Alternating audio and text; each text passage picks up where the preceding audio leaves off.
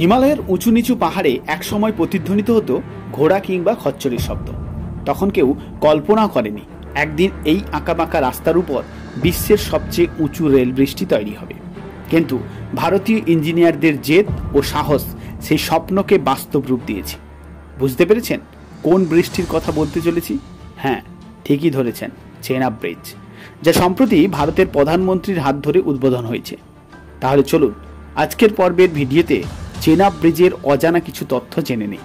সেই সঙ্গে আমার চ্যানেলটি সাবস্ক্রাইব করার অনুরোধ রইল। কাশ্মীরের রঙিন উপত্যকায় চেনাব নদীর উপর এই রেল ব্রিজটি তৈরি করা হয়েছে। এই চেনাব নদীটি মূলত চন্দ্র আর ভাগা নামে দুটি নদীর সংমিশ্রণ। এতদিন পর্যন্ত চেনাব নদীর জন্য ভারত থেকে বিচ্ছিন্ন ছিল কাশ্মীর।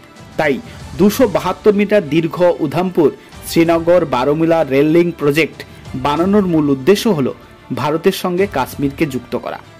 এই বৃষ্টির মাধ্যমে দিল্লি থেকে শ্রীনগর যেতে আর কোনো বাধা রইল না। শীতকালে কাশ্মীরের বেশিরভাগ এলাকা বরফে ডুবে থাকে, তাই পর্যটকদের যাওয়ার ক্ষেত্রে সমস্যা হয়। তাই এই ব্রিজের মাধ্যমে পর্যটকরা এখন সারা বছর যেতে পারবেন। এই ব্রিজটির দৈর্ঘ্য 1315 মিটার। নদীগর্ভ থেকে এই ব্রিজের উচ্চতা হল 359 মিটার, যা আইফেল টাওয়ারের থেকে 35 মিটার বেশি উঁচু। আরও জানলে অবাক হবেন, আইফেল টাওয়ারের থেকে 3 গুণ বেশি লোহা দিয়ে এটি নির্মিত হয়েছে। এই প্রজেক্টটি তৈরি করতে খরচ হয়েছে প্রায় 1400 কোটি টাকা। এই ব্রিজটি এমনভাবে নির্মিত হয়েছে যেখানে -10 ডিগ্রি থেকে 40 ডিগ্রি তাপমাত্রা পর্যন্ত সহ্য করতে পারবে। 2002 সালে এই কাজটি শুরু হলেও 2022 সালে এই ব্রিজের কাজটি শেষ হয়েছে। এরপর 2 বছর ধরে এর উপর রেল লাইন পাতার কাজ হয়েছে। অবশেষে 6 জুন ভারতের প্রধানমন্ত্রীর হাত ধরে এই ব্রিজটির উদ্বোধন হয়েছে। এই ব্রিজটি করতে গিয়ে বেশ কিছু প্রতিকূল পরিবেশের কথা মাথায় রাখতে হয়েছিল ভারতীয় ইঞ্জিনিয়ারদের, যেগুলির মধ্যে ছিল এখানে ভূমিকম্প প্রবণ এলাকায় বৃষ্টি নির্মাণ, সেই সঙ্গে চেনাব নদীর পাথুরে ভূমি। বৃষ্টি এতটাই শক্তপোক্ত যে 266 কিলোমিটার বেগে ঝড় বইলেও বৃষ্টির কিছুই হবে না। এমনকি হিমালয় পার্বত্য অঞ্চলে ভূমিকম্পের মান যদি রিক্টার স্কেলে 8 হয়, তা সত্ত্বেও বৃষ্টিকে একটুও টলাতে পারবে না।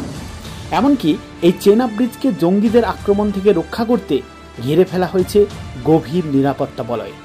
মোট 126টি ডেঞ্জার সেন্সার লাগানো রয়েছে, যা বিপদ বুঝলে অ্যালার্ম বাজিয়ে সংকেত দেবে। এর পাশাপাশি 150 খানা সার্ভারের মাধ্যমে কম্পিউটারে মনিটরিং চলবে এই ব্রিজটাকে। ইতিমধ্যে 100 কিলোমিটার বেগে বন্দে ভারত ট্রেন চালিয়ে ট্রায়াল হয়ে গেছে।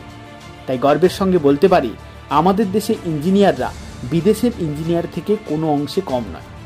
কম খরচে আমরা এমন জিনিস বানাতে পারি যা গোটা বিশ্বকে চমকে দেবে, তা চন্দ্রযান হোক কিংবা চেনাব ব্রিজ।